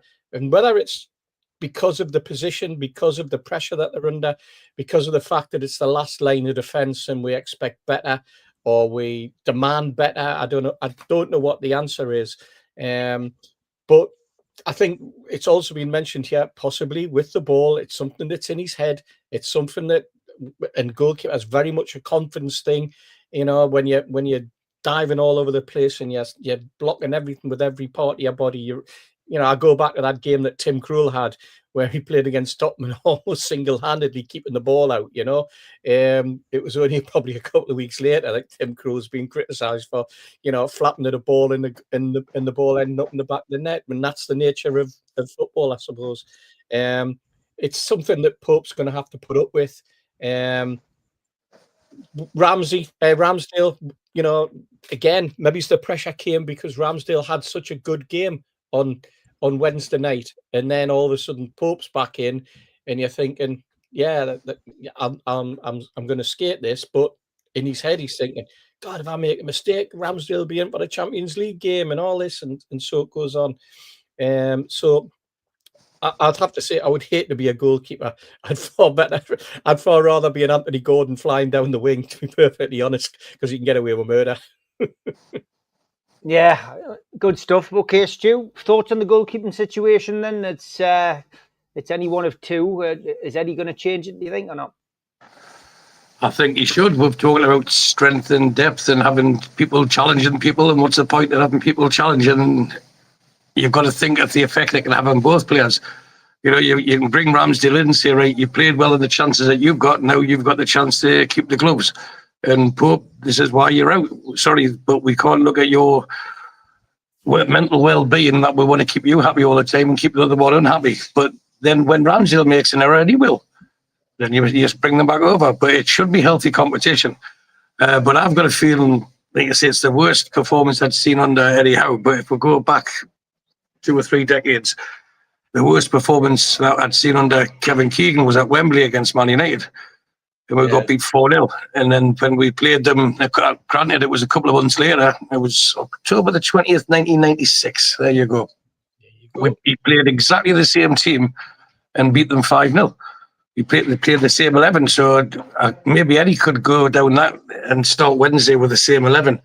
I'd be surprised if he did that. I think he has to show to the squad members that it's okay saying, here's your shirt, you've got to do well when you get in if you're not seen as one of the favoured ones, and then they do well and then get taken out. You can understand that if the performance is high off the preferred starting team. If it's not, then you've got to show there's a rotation. There has to be a ruthlessness to it. And is Ramsdale a downgrade? Most will say no. Has Pope been one of our best players of the season? I would say yes. I'm not sure how many other people would. But he's made some critical stops. But again, as we all know, as a goal stopper, any error you make is going to be highlighted more than probably anywhere else on the pitch. If you look at all the defensive errors, the lack of challenges that went on in midfield, the lack of intent going forward, it's the goalkeeper that carries the can because his mistakes are the biggest or the most costly anyway. Does that mean Pope's finished? No, hell no. He's a great keeper. He's had many errors in the past before and come back stronger, and he will. But I think it's time to reward those who are sitting on the bench, haven't let us down when they've come on. And I put Miley in that category as well, and say, right, you two, you're starting for me, and if you do well, you'll start again on Sunday. Because what happened on Sunday gone can't happen again, and we have players to ensure it should never happen in the first place, but to be more than sure that it won't happen again, because that really was like Steve Bruce style football with the lack of energy. And I think even the general consensus at the end of the game, it wasn't even anger. It was just like, we've seen this video before. We've seen this movie before. But yes, with Bruce, it was every week, wasn't it? But I think the low point was the Sheffield United away game when we got beat there. But this is very rare for Eddie Howe for his team to do this, but it's not as if we couldn't see it coming. We've stumbled through games, and I think it was Joe that said it on the last time round. If you're going to win games, you've got to score goals. So the onus shouldn't just be on Pope to keep them out all the time, although that's his job description. The other people have to fill their side of the bargain as well. And when you've got wingers who aren't contributing, assists or goals, and you've got midfielders who turn up when it suits them as well, because there's only one midfielder you can say has been consistently good this season. The other ones have put in fantastic performance, but they've also put in performances, non-existent performances, I would say. But they seem to get an easier ride because he gets us, and he has a nice sounding name, and he's got lots of songs. So if we're going to be fair with criticism, it needs to be to every single one of them who pulled on that green shirt, and I'm not going to blame the green shirts, but who pulled on that green shirt on Sunday, and maybe give it back to them and say, right, you've got this. You've created this backlash.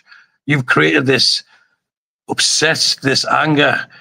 It was like down in tools, and that's unacceptable with us. With us as Geordies, you put your effort in all the time, and that was patently missing. And whether they took the game too lightly or not, these next 2 games, I know everyone talks about the must-win games. And I said last week, I don't think West Ham was a must-win game. But if you start looking at what's coming up, I would say Brentford is definitely a must-win game now, because you go to an international break after that, and teams around us will win. And that gap just to get in the top half becomes bigger, and it's psychological. So even because we've got Man City straight up after that, and it's not the easiest run of fixtures when we return from the international break. And then they have the countdown to the game at the Village of the Damned as well. So we have to start collecting the points as soon as possible. So will he drop Pope? I would say no, but I don't think anyone would complain apart from Nick Pope if he did. And Dave in the chat. Joe, Yeah, I don't know. I mean, there's arguments for and against, isn't there? I think it would be wholly unfair based on what we watched on Sunday, that Nick Pope's the one that has to miss out when there's other players who I would have ahead of him on that list.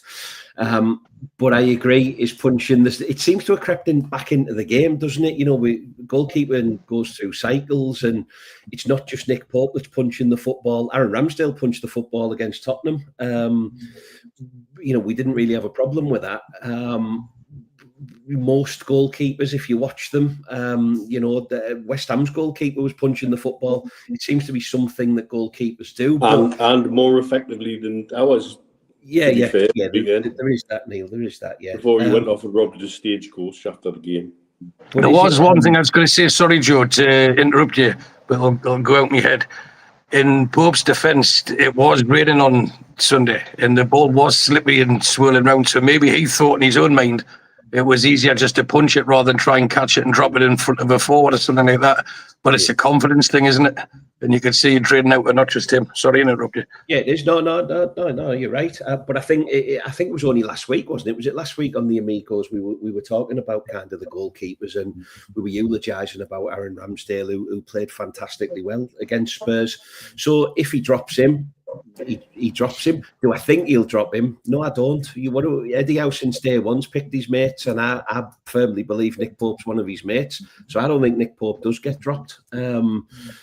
At some point, he's going to get dropped. There'll be one rick too many. There'll be one bad kick too many, or there'll be an injury, of course. And Ramsdale will come in, and Pope will have to do well to get him back out of But he's got a fantastic clean sheet record. He saved us more points this season than he's cost us, and I think we needn't forget that. And as I say, there'd be, if you're wanting to make an example, or you're wanting to make changes that might actually give certain people a kick up the backside, I think there's a couple of more players I'd be dropping before Nick Pope. Yeah, well said. It hasn't gone unnoticed by me, and I did have the photos set up, but we have lost another Newcastle legend today, and our thoughts, of course, with Stuart Boam's family, who has died at the age of 77. He was a central defender, of course, Nottinghamshire born. He began his career at Mansfield Town before making a £50,000 move to a Middlesbrough side managed by Stan Anderson in 71. He was appointed club captain by Jack Charlton, played over 500 times for the Ayresome Park club before transfer to Newcastle in August 1979. He made the first of his 77 league and cup appearances in a 2-1 home win over Chelsea, and the first of his 2 Newcastle United goals came soon after in a home league cup tie against Sunderland that was infamously settled on penalties. Stu's final game was a 0-0 draw at Oldham Athletic in February 1981 when he returned to Mansfield in the summer, later having a brief period with Hartlepool United. He did come back to the club briefly and have involvement in the Jim Smith era as a scout, but our thoughts are with Stuart Boam's family today. Rest in peace. Yeah. Okay, time to look ahead to 2 games before we finish. We will look ahead to the Bilbao game first, and it's out of the Premiership and back into the Champions League. And I've seen a few Bilbao fans knocking around Newcastle already. Eddie Howe has, of course, done his press conference just as we were getting ready to come on air. Lewis Hall is back in the squad, but Johan Wisser and Tino Livramento remain out. Kieran Trippier could return. Still a question mark over him. Bruno Guimaraes as well as another one who seems to have this bug that is flying around. No news on Bilbao's team. They were doing their press conference as we went live. Beginning their participation in this competition, Bilbao have lost 2-0 at home to Arsenal, 4-1 at Borussia Dortmund, and Ernesto Valverde's side registered maximum points when they played FK Karabag. Bilbao, incidentally, lost 3-2 against Real Sociedad, their Basque rivals in La Liga on Saturday before they head to Tyneside. They will be supported by 2,500 supporters tomorrow night. Referee is Ivan Krujalak from Slovakia, and VAR is Fede San from Switzerland. The game, if you want, at St James's Park, will be live on TNT Sports. And don't forget, get yourself up to the food bank if you want to help volunteer. Just pop over to see them opposite the Gallagher's, and they will kindly deck you out in a wonderful high-vis jacket, give you a bucket and send you on your merry way to go and raise some funds. So get yourself up there if you can support them. So let's look at Bilbao first, lads. Mitch, starting with you. Back in Champions League action. Another 3 points tomorrow, and we'll be tantalisingly close to qualifying. Which is the advantage of the new Swiss chess. I don't know whether you're allowed to say that anymore because there's legal challenges going on over it, apparently. Style system. I gather Bilbao are coming in not the greatest of form. I read somewhere today they've only had 2 clean sheets in the last 10 games, and in the other 8 games they conceded the first goal. And they come to St James's Park on the back of a local derby defeat. That's not really the kind of form you want to be turning up at St James's in under the lights in midweek, where we do seem to be a different beast. It's an opportunity tomorrow night to put some bad vibes away from the weekend and to come out of it looking forward to the game the next weekend. So, we do seem to be a different animal midweek in Europe. And long may that continue, and I don't see why it can't. Okay, give us a prediction on this one, mate. Give us the dice and your prediction. The dice says 2-1. Oh, hang on, sorry. 2-1. I'm going to say 2-0. 2-1, 2-0. Okay, George, what's your feelings about this Bilbao game? Well, looking forward to it, frankly. When we've played them before, it's always been a good game. But the fact that the 2 things get to me, there's the fact that they come in not the best form, but also Iberian Peninsula teams rarely do well at St James's Park. You look over the years who's coming from either Portugal or Spain, they're in for a hard time, and I think Bilbao will be the same. And I think they'll feel the backlash. I hope they feel the backlash of Sunday. So I stick with the forecast I made last night at 3-0. 3-0 from Delusional George. Also, can I add, I hope Eddie sticks to this against Spurs. Steve and I have been saying for years, why do we always pack the penalty area when opposition's got corners? And against Spurs, they put Barnes on the halfway line, and it totally confused the Spurs defence. So please keep that going. I like that. Okay, good stuff. Steve? Looking forward to this game, Steve. Athletic Club, very, very interesting club. Very much steeped in the Basque tradition. Don't sign players from anyone other than if they're born within the Basque region, which is very honourable. But still one of the most successful teams in Spain, historically. I suspect that the Athletic Club fans version of the 3 Amigos are sitting there tonight on their show saying that Newcastle United aren't in form, in the same way as Mitch has just said that Bilbao are not in form. And it's true. They will be looking at it probably through the same sort of rose-coloured specs as we are for our team. I'm disappointed to see that Nico Williams, who is one of the star Spanish performers in recent times, is unfit and won't be playing. Emerick Laporte is one of their star players. I think everybody remembers him from his time at Manchester City and what a quality player he is. I think Nico Williams' brother is also out injured. So it's I think they have an awful lot more injury problems than we have. So they're probably coming into it with a bit of a shadow team, or certainly a shadow squad. And because of that, I'm hoping that we can exploit all the weaknesses that perhaps might exist, but more importantly, that we put in a performance that we know we're capable of. That's the most important thing from our point of view, or from my point of view anyway. I want us back to winning ways. I want us back to putting in performances that we've seen of late. And I'm thinking back to the Benfica game, where we know we can do it in the Champions League, and Anthony Gordon knows he can do it in the Champions League. So let's see whether we can repeat and have a really good atmosphere. I think it will be a good atmosphere because, as you say, they brought 2,500, 3,000 fans, and a lot of them are already in the town, and they seem to be enjoying themselves without a shadow of any problem. But I think that's possibly, again, also historic. because of the nature of that famous game that we had in Bilbao back in the 90s, where I think, we ended up, I think it was a draw, but we were out of the UEFA Cup, but it could have gone either way. But anyone who was there knows what a fantastic party atmosphere it was, how well we were looked after. So let's not dwell on that, and let's not make it nice for them. Not too nice anyway. Let's be polite, and let's smile, but let's do it as silent assassins on the pitch. And I'm going to go for a 2-0 win, home win.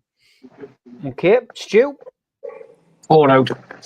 I think there'll be big repercussions and people have a point to prove.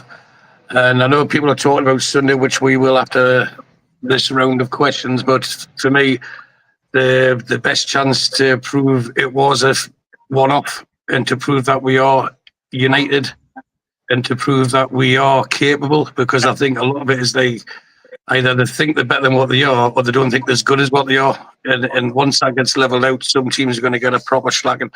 And I think Wednesday is perfect for us. And I think I can see us going with a comfortable, happy-clappy win of 4-0. Okay, Joe, we'll come to you for your prediction and your odds on this game as well. Yeah. Do you want the full lot now, Steve? Yeah. Well, no, we'll do the weekends. We'll do the weekends second. Right. But yeah, just give us tomorrow night's first. Right, okay, mate. So, in terms of what do the bookmakers think, then I'll start with them before I come on to myself. We are massively odds-on favourites to win the game tomorrow night. We are 1-2. So, for every £2 you put on, you'll get one back. The draw is 3-1, and Bilbao are a huge 5-1. And as Mitch said, they're really not in good form at all. But then again, neither are we. Big Nick, obviously, is the favourite to score any time in the game. He is 6-5, so there's some decent value there. Anthony Gordon will inevitably play brilliantly and score. He's 15-8. Harvey Barnes, 2-1. And Bruno and Sandro are around 3-1 each, if you think they'll score. And yes, Mr. Hasty, Big Dan Byrne, will score this season, and he is 9-1 again. Nico Williams, doesn't sound like he'll be playing, so don't put any money on him. Emerick Laporte, as Steve mentioned, is 16-1, if you think he'll pop up at the back stick. 1-0 Newcastle, 11-2. 2-0 is 6-1. Stewie, I can give you 12-1 tonight, although you've probably got about 60-1 somewhere. Andrew, you said it'll be 7-0. That is 125-1. So if that comes in, you'll be dishing out more than 1 pint, mate. That's 125-1. 1-1 is 13-2, and a 1-0 defeat is 12-1. So basically, Bilbao are just not fancied to win the football match at all. Goals are fancied. It is just under evens for over 2.5 goals in the game. 11-2 your red card, 17-10 your penalty. And we are 10th favourites to actually win the Champions League, Stewie. You can have 28-1 for Newcastle to win that. So go and put your mortgage on that, mate. Steve, I'm going to go with, I'm glad we've got a game actually, because I think there's a real opportunity to bounce back a couple of days after a horror show. I'm glad it's not the international break and we're kind of carrying it for a few weeks. So I hope under the lights we will win comfortably, and I think we'll win at least 2-0. Okay, we are going to have a look ahead to the game at the weekend as well before we're finished. So here's Tyne Stato.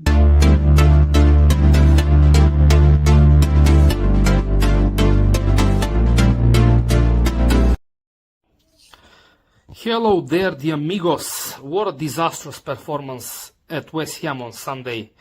Newcastle lost and now haven't won in 8 consecutive away games in the Premier League. Actually, this is the longest run in the Premier League without a win away from home since 2021-2022. When actually Eddie Howe took over in the middle of it, Newcastle went on 8 games without a win before that famous win at Ewan Road when John Joe Shelby scored, and basically it's pretty much has been only on the up for Eddie Howe since then. A really tough time, and let's see what happens on Sunday against Brentford, who beat us 4-2 last season. And if you remember, actually the defeat at Brentford was a turning point in the season. Up until then, Newcastle had 5 wins, 5 draws, and 5 defeats in the Premier League, 18 points after 15 games. And since then, they went on a run in December, January, February, and March, which more or less cemented them in the Champions League and also brought that legendary cup in March. Tomorrow we play against Athletic Bilbao at home at St. James's Park in the Champions League, where Anthony Gordon is on fine form. He has 4 goals. Only Erling Haaland has more goals than him in this competition, unlike the Premier League, where very soon it will be 10 months since the last goal involvement of Gordon, be it a goal or an assist. Newcastle have 8 home games in Europe against Spanish opposition, 5 wins and 3 losses, including Barcelona this season. While against Athletic Bilbao, they have played only 2 times, the testimonial of Rob Lee back in 2001 when we lost 1-0, and the UEFA Cup game in 1994 when we won 3-2 with Peter Bielski scoring his first ever European goal for any club. But eventually Newcastle went out after losing 1-0 in Bilbao. Away the lads. Okay, thank you to our good friend Andre. Hope you and the family are well, and we'll play Joe's music for this next bit.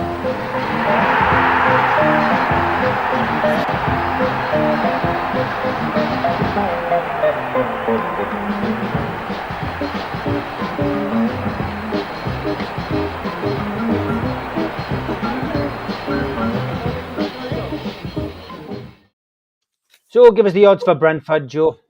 Yeah, it's a little bit early, Steve, obviously in the week for the full price list. So I've basically just got the result, the odds for the result. Interestingly, after Sunday, we're favourites to win at Brentford as well. But we were huge favourites to win last Sunday. That's much less so this Sunday after what we've witnessed. So we are favourites at 13-10 to win the football match. The draw is just over 2-1, and the home win is just under 2-1. So we are favourites, but I would absolutely bet with caution given what we witnessed. But I think tomorrow night will tell a lot. The North East treble, I nailed it on last week and did know we were definitely going to win the North East treble. And then it all just went to rat shit, obviously. So this week, it is 36-1 if you think Newcastle, Sunderland and Middlesbrough will win. The odds are high this week because Sunderland have to play Arsenal. But if you remember a few weeks ago, they are the best team in England at the moment, don't forget. We said they wouldn't beat Chelsea and they went and done it. So as long as Sunderland keep up their great form, we scrape a win and Middlesbrough beat Birmingham, you can have 36-1. But if you're having a bet tomorrow night or if you're having a bet on Sunday, please look after your money. I would absolutely steer away from the North East treble this week. I would cautiously go on Newcastle on Sunday. But tomorrow night, fill your boots because I think we'll win. Okay, good stuff. Yeah, the only information I have for the weekend is it's 2 o'clock kickoff. It's live on Sky Sports. Stuart Atwell is going to be refereeing and VAR is Paul Tierney. Just as a little bit of a form guide, last couple of games down there, we lost 4-2 last season, of course. The season before, though, we won 4-2. Interesting stat. Barnes scored in both goals, so maybe it's worth having a little flutter on Barnes getting a goal at the weekend. Mitch, back to you again, mate. Just your prediction and the Dice's prediction for this one. It's about matching their intensity. The one change I think that Andrews has made since he's come in with a changed squad since Frank left is he's made them their work rate and their intensity is phenomenal, and that they showed that against Liverpool, and that's what we have to match. If we don't match that, we'll come a cropper again.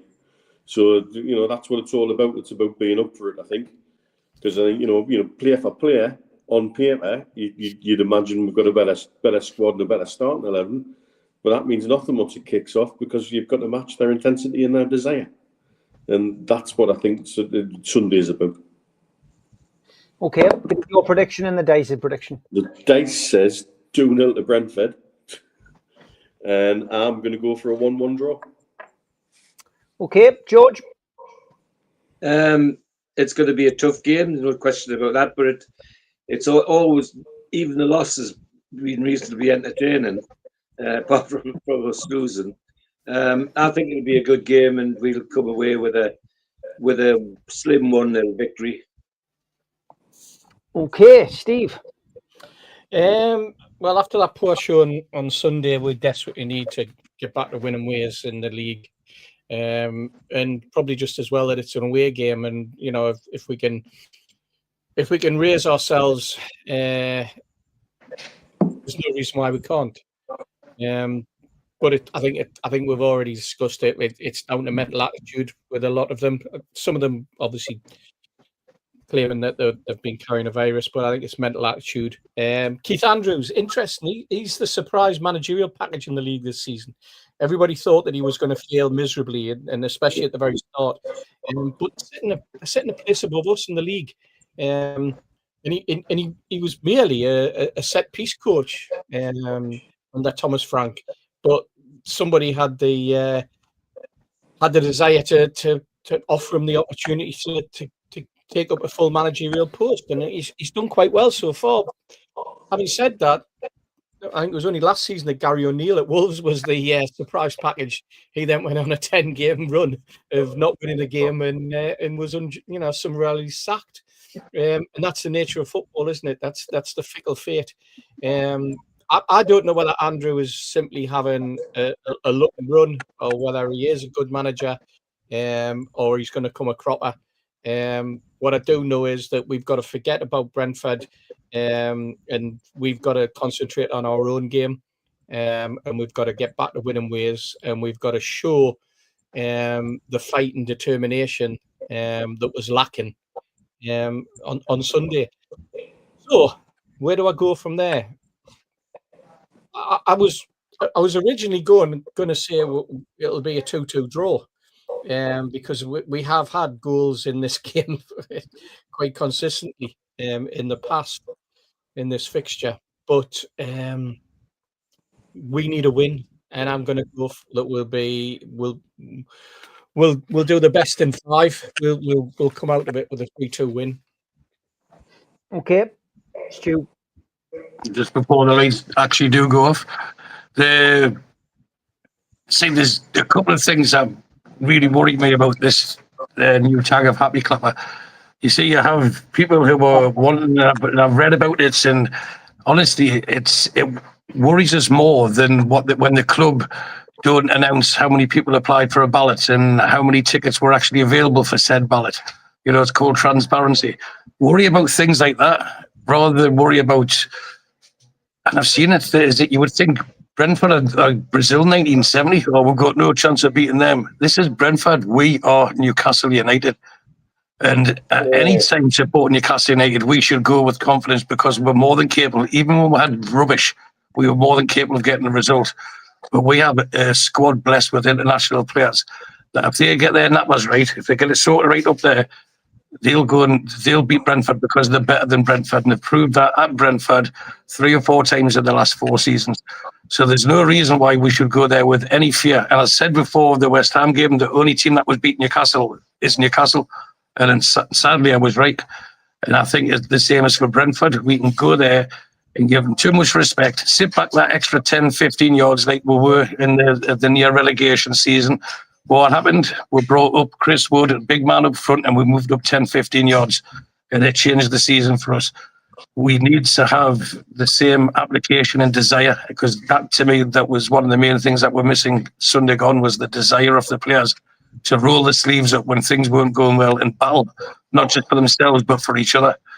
And if you're not willing to do that, then that's up to the manager to pick a team that is willing to go to war for each other, win those battles, and then your class will prove will prove and see you through.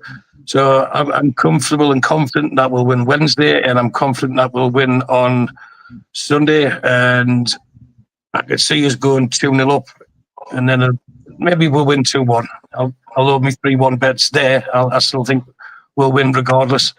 And we have to stop. Remember, we're not as bad as what people are trying to make us out to be. Stick together, lads, because this is the time we should be sticking together. Yeah. Okay, finish up with you, Joe. Yeah, we'll get beat 2-0. I agree with Mitch. There's a part of me that thinks it's Operation Don't Lose, particularly with an international break coming up. So I would actually take 1-1, and that might be me being defeatist and whatever the opposite of a happy clapper is. Yeah. But yeah, I think it'll be 1-1, Steve. And can I just say hello to the lovely Sarah who's watching Matters for the first time tonight? I hope you've got rid of that vape. But yeah, I think it's just don't lose. But a lot will be dictated by tomorrow night. I think if we go at these tomorrow night and we end up winning 4-0, I'll feel a little bit more confident on Sunday. If we scrape through tomorrow night, I'll take 1-1 now and see if we can reset in the international break. Okay, great stuff. Thank you to everybody watching tonight. We had a lot of people watching on Facebook, LinkedIn, and Twitch tonight. So thank you for that, and Twitter, of course. If you are watching for the first time, like Sarah, jump over to NUFC Matters on YouTube and hit the subscribe button. We still do 7 shows a week. Amigos tonight, because we aren't going to be live over the weekend. I've got a few things on, including the Brentford game, of course. So there is going to be plenty of shows there. Me and George have been busy for the last few weeks putting together a few shows. Yes, back tomorrow, though. Talk of the Tune. That'll be at 4 o'clock. And then I will be live on Thursday with Superman and Gibbo at the usual time. Afternoon at 1 o'clock. Thanks to the lads. Thanks to Stu. Thanks to Joe. Thanks to Steve, Mitch, George. Thank you to Yano and John for their emails. Thanks to all the moderators. Take care. See you tomorrow. Cheers, everyone. Thanks, everyone. Good job.